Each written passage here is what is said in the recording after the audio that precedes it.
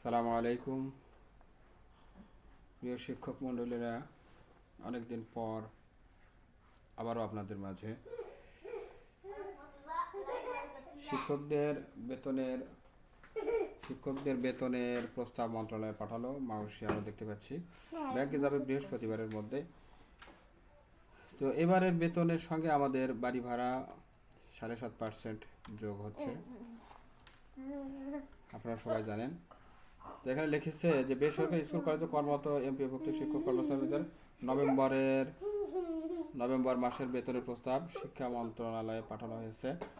আগামী বৃহস্পতিবার অর্থাৎ 11ই নভেম্বর এর মধ্যে তারা নভেম্বর মাসের বেতন ভাতা পাবেন বলে জানা গেছে। এবার একটু দেরি হচ্ছে, যা বোঝা যাচ্ছে। সোমবার অর্থাৎ আজকের কথা 1 ডিসেম্বর মাধ্যমিক ও উচ্চ শিক্ষা অধিদপ্তর মাউসি এডুকেশন ম্যানেজমেন্ট ইনফরমেশন সিস্টেম অর্থাৎ ইএমআইএস সেল সূত্র জানিয়েছে নভেম্বর মাসের বেতনের প্রস্তাব পাঠানো হয়েছে। এটি অর্থ মন্ত্রণালয়ের আইবাসে জমা দেওয়া হয়েছে। তবে আইবাসের কর্মকর্তারা দেশের বাইরে থাকায় এবার শিক্ষকদের বেতন পেতে একটু দেরি হবে।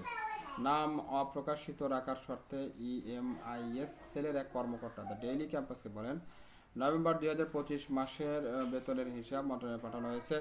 সেই সাথে আইবাসে বেতন পাঠানো হয়েছে। আইবাসের টেকনিক্যাল জনবল বিদেশ ট্যুরে আছেন, তারা আগামী 4 ডিসেম্বর দেশে ফিরবেন। এরপর হয়তো তারা বেতনের কাজ করতে পারবেন। শিক্ষক কর্মচারীদের নভেম্বর মাসের বেতন পেতে ডিসেম্বরের 8 থেকে 9 তারিখ পর্যন্ত লেগে যেতে পারে। জানা গেছে প্রতি মাসে শিক্ষক কর্মচারীদের বেতনের প্রস্তাব পাঠান প্রতিষ্ঠান প্রধান। অনলাইন বিল দাখিলের পর তা যাচাই বাছাই শেষে অর্থ মন্ত্রণালয়ের সঙ্গে সমন্বয় করে বেতনের অর্থ ছাড়ের ব্যবস্থা করা হয়। অর্থ মন্ত্রণালয়ের চূড়ান্ত অনুমোদনে শিক্ষক কর্মচারীদের বেতন ভাতা ব্যাংকে পাঠানো হয়। উল্লেখ্য, এমপিওভুক্ত শিক্ষক কর্মচারীদের বেতন ভাতা নিয়মিত প্রদান নিশ্চিত করতে সরকার ডিজিটাল বিল দাখিল ও অনুমোদনের প্রক্রিয়া চালু করেছে। এর ফলে এখন বেতন ভাতা প্রক্রিয়াকরণ আরও দ্রুত ও স্বচ্ছ হচ্ছে।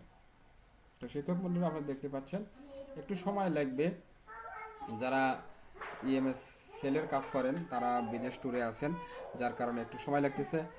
এই মাসে যেহেতু আমাদের বাড়ি ভাড়াও অ্যাড হচ্ছে, তো কিছু সময় লাগতে পারে, একটু আমাদের ধৈর্য ধারণ করতে হবে এবং আমরা জানি যে আমাদের ধৈর্য আছে। তো প্রিয় শিক্ষক মণ্ডলী, আজকের মতো এখানে শেষ করছি। আসসালামু আলাইকুম ওয়া রাহমাতুল্লাহি ওয়া বারাকাতুহু।